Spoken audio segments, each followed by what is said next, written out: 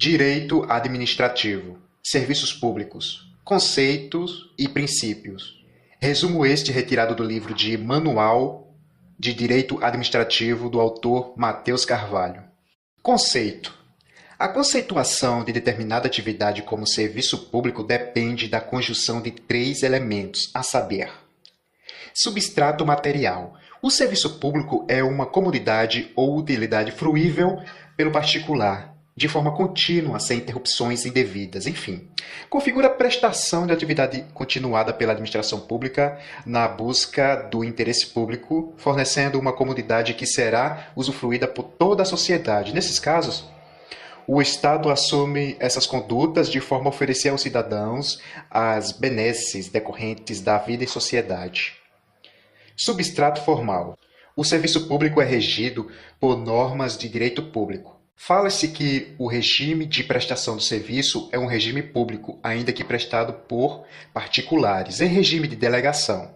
Isso decorre do fato de que estas atividades são prestadas com a intenção de se beneficiar toda a coletividade, não visando a obtenção de vantagens ou interesses egoísticos de determinados cidadãos. Caso contrário, o ente público não assumiria como sua a execução. Da mesma forma, a doutrina não considera serviço público serviço prestado com a intenção de beneficiar pequenos grupos da sociedade, como uma rádio amadora, por exemplo. E elemento subjetivo. O serviço público deve ser prestado pelo Estado de forma direta ou indireta.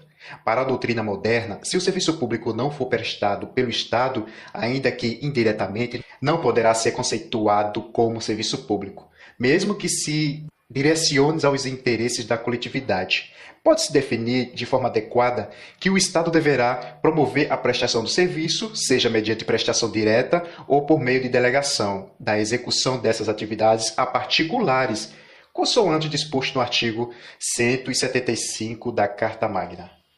Portanto, pode-se definir que será considerado serviço público toda atividade executada pelo Estado de forma a promover à sociedade uma comodidade ou utilidade, usufruída individualmente pelos cidadãos, visando ao interesse público, gozando das prerrogativas decorrentes da supremacia estatal e sujeições justificadas pela indisponibilidade do interesse público. Por fim, a atividade deve ser prestada pelo poder público de forma direta ou mediante delegação a particulares, que atuarão por sua conta e risco. Tratados os elementos formadores do conceito de serviço público, resta diferenciar a prestação de serviços públicos das outras atividades do Estado, também realizadas na busca do interesse de todos. Com efeito, para satisfazer os interesses da sociedade, a administração pública executa uma série de atividades que não podem ser confundidas com a prestação de serviços, como é o caso da exploração de atividade econômica pelo poder público ou do exercício do poder polícia, o qual tem a finalidade de controlar atividades particulares que repercutem nos interesses de toda a sociedade. Ademais, o ente estatal executa obras públicas para facilitar a execução de suas finalidades essenciais. Nestes termos, devem ser analisadas quais as principais distinções entre a prestação de serviço público propriamente dito e as demais atividades executadas pelo Estado. Obra pública. A obra pública é uma atividade estanque, com projeto que determina início e fim das atividades. O serviço difere da execução de obras porque é uma atuação constante, configurando comunidade prestada de forma contínua. Os conceitos causam algumas confusões pelo fato de que, em diversas situações, a obra pública é indispensável à prestação de determinado serviço, mas com ele não se confunde. Por exemplo, não se pode confundir a obra do hospital com a prestação de serviço de saúde, ou a obra de um metrô com o serviço de transporte, não obstante em ambos os casos ser a obra necessária à execução de serviço público. Poder de polícia. O poder de polícia configura uma restrição e não uma comodidade. Na busca do interesse público, o Estado restringe o exercício de liberdades e o uso da propriedade. Trata-se de atuação restritiva do poder público, diferentemente da prestação do serviço, que é medida ampliativa. Salienta-se que, mesmo nas hipóteses em que o ato de polícia configura um consentimento estatal, como ocorre, por exemplo, no caso de uma licença para construir ou uma autorização para porte de armas. O poder público define limites ao exercício da atividade privada, tratando-se, portanto, da medida restritiva e não ampliativa. Exploração de atividade econômica.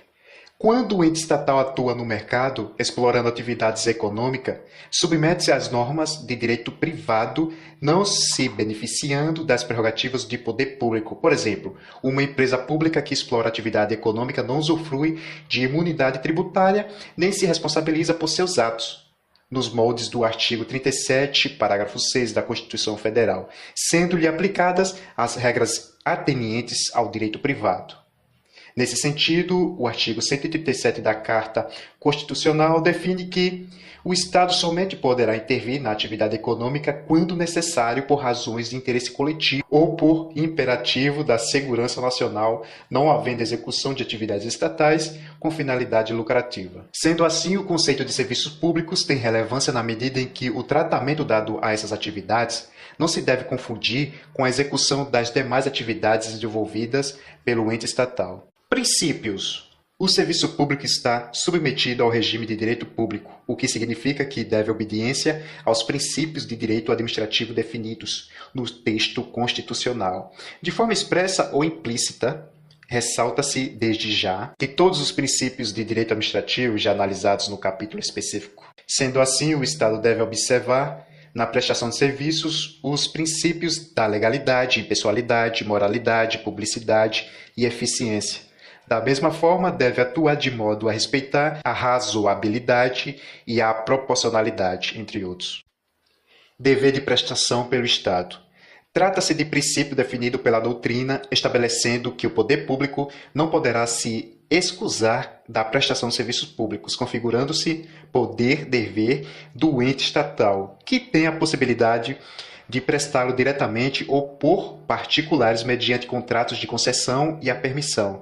De fato, o serviço público poderá ser executado pelo Estado de forma centralizada, admitindo-se a descentralização como forma de garantir-se o princípio da especialidade e a busca de maior eficiência na prestação da atividade. Nesses casos, a descentralização pode ser feita aos entes da administração indireta ou aos particulares em todos os casos. A administração se mantém responsável subsidiariamente ao prestador direto por qualquer dano decorrente da prestação do serviço cuja execução foi transferida.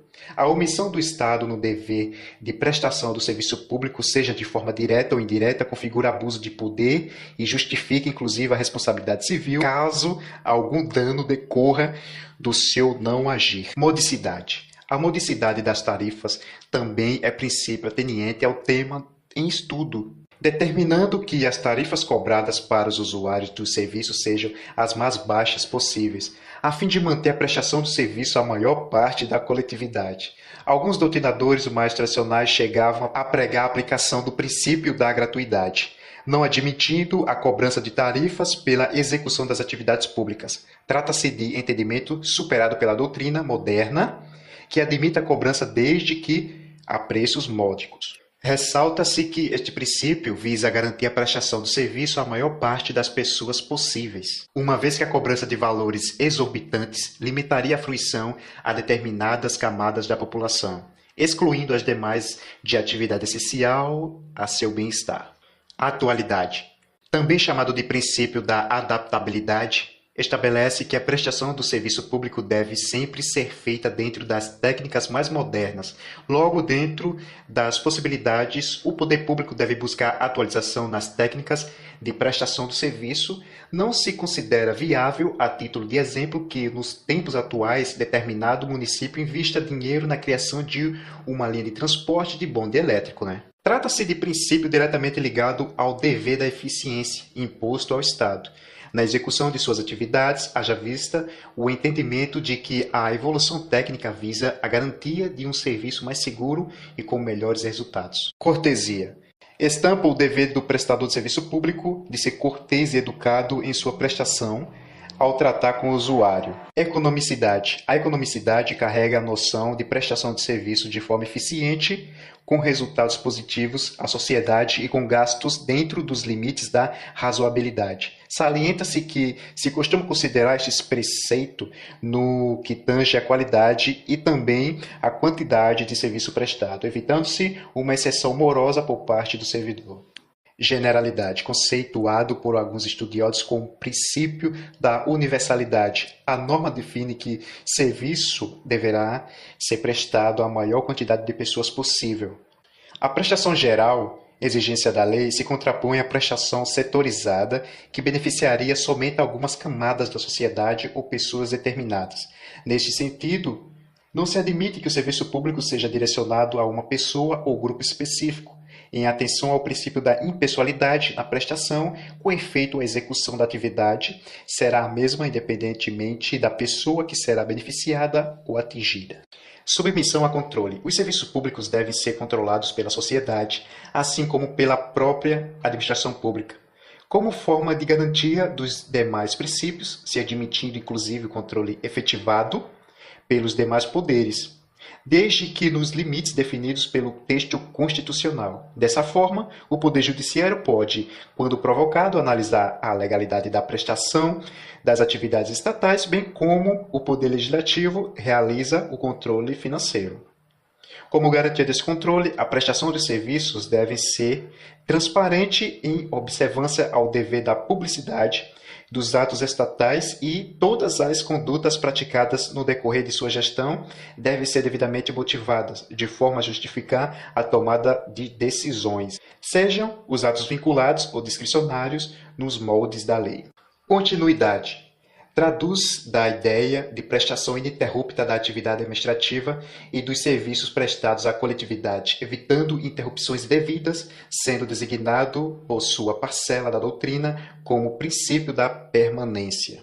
Configura-se, portanto, na exigência de que a atividade do Estado seja contínua, não podendo parar a prestação dos serviços e nem comportando falhas ou interrupções, já que muitas necessidades da sociedade são inadiáveis, como é o exemplo dos serviços de fornecimento de água, transporte público, iluminação pública e segurança pública, bem como fornecimento de energia elétrica à população em geral. Vale ressaltar que o princípio da continuidade está intimamente ligado ao princípio da eficiência, haja vista se tratar de garantia de busca por resultados positivos, sem que sejam estes frutos prejudicados pela ausência de prestação, mesmo que por um determinado tempo. E, por fim, a isonomia.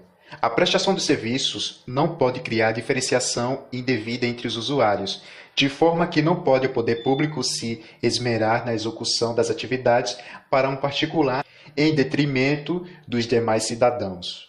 Ademais, consoante o que se designa doutrinariamente como isonomia material, se faz possível o tratamento desigual na prestação de serviços públicos àqueles usuários que são diferentes, na medida de suas diversidades. Nestes casos, é possível que a prestação do serviço seja preocupada com as especialidades inerentes a cada usuário. Neste sentido, os serviços públicos são o alvo mais comum das ações afirmativas que visam a tratar igualmente os iguais e desigualmente os desiguais, na medida das suas desigualdades, permitindo a inserção de cotas para ingressos em universidade pública e ingressos em concursos, assim como a reserva de vagas em concurso público para portadores de necessidades especiais, entre outros. Inclusive, em virtude da alteração das necessidades dos administrados, costuma-se definir que os serviços devem respeitar o princípio da mutabilidade de regime em sua prestação. Sendo assim, o serviço de transporte que costumava ser prestado por meio de bonde elétrico nas grandes cidades é executado através de sistemas de metrô. Trata-se da adequação da atividade estatal às constantes necessidades do cidadão. É isso. Fico por aqui e apaga a luz.